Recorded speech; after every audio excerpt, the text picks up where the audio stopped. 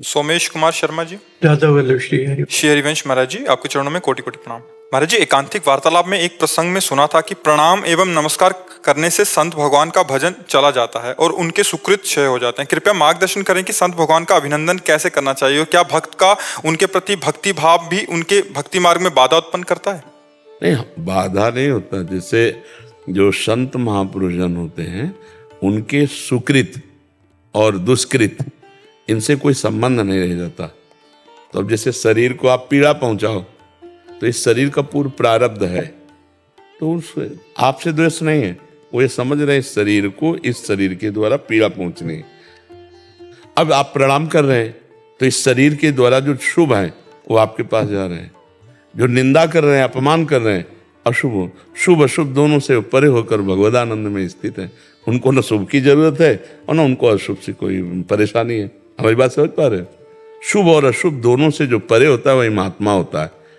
शुभ अशुभ जब तक रहता है तब तक जीवात्मा रहता है, और जो शुभ अशुभ से परे हो जाता है वही महात्मा होता है।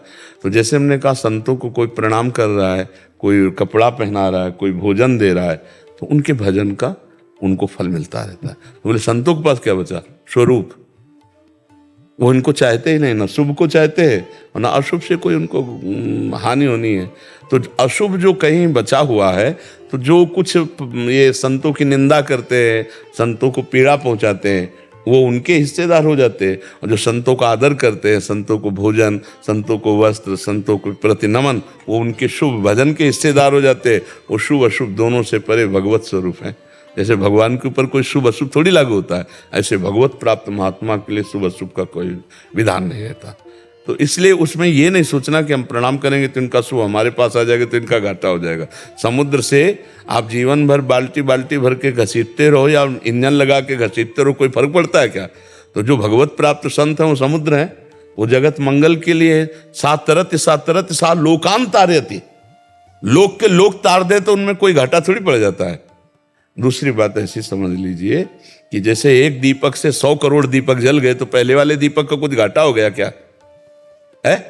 ऐसे संत जल होते हैं। जो नए साधक के लिए अगर कोई ऐसा प्रणाम करता है, बचना चाहिए। साधक को या सामने वाले को? साधक को बचना चाहिए। सामने वाले के तो प्रणाम योग्य श्रद्धा है, जो साधु वेश देखकर प्रणाम करता है, पर नए साधक को देहाभिमान पुष्ट होने की संभावना है। इसलिए सम्मानम कल्याति घोर गर्लम नीचापमानम सुधा, श्री राधा मुरलीधरो भज सके वृंदावन मात्यज। सम्मान को घोर विष के समान समझे और नीच पुरुषों द्वारा किया हुआ अपमान अमृत के समान समझे और निरंतर भगवान में स्थित होने के लिए भजन करे।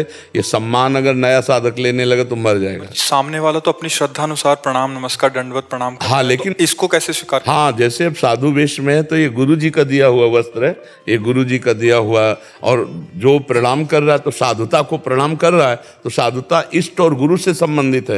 हम अपने को दीन समझे कि अंदर से समझे मेरे को प्रणाम नहीं, गुरु जी को प्रणाम। भेष को, साधुता को, भजन को, तो ये भजन साधुता वेश सब इष्ट और गुरु का है, तो उनको प्रणाम जाए, अपने को थोड़ी। अपने तो हाँ, आप अगर अपने उसे लेना शुरू किए तो अपने पास फिर भजन क्षीण होना शुरू हो जाएगा। और जो लेना शुरू कर देते फिर उनकी भजन वृत्ति हट जाती है, प्रपंच में लग जाते हैं, ये करना वो करना, ये वो बाहरी खेल, वो आंतरिक जो आप भजन की बातें ना वो सब ढक जाती है। इसलिए साधु को चाहिए जब तक भगवत प्राप्ति ना हो जाए तब तक अपने को प्रकाशित ना होने दे और किसी से सम्मान न ले। सबसे छोटा बन के तृणादपि सुनीचेन तरोरु सही सुनना अमानिना मान देन कीर्तनी या सदा हरि। अगर वो सम्मान लेगा तो नष्ट हो जाएगा नया साधक।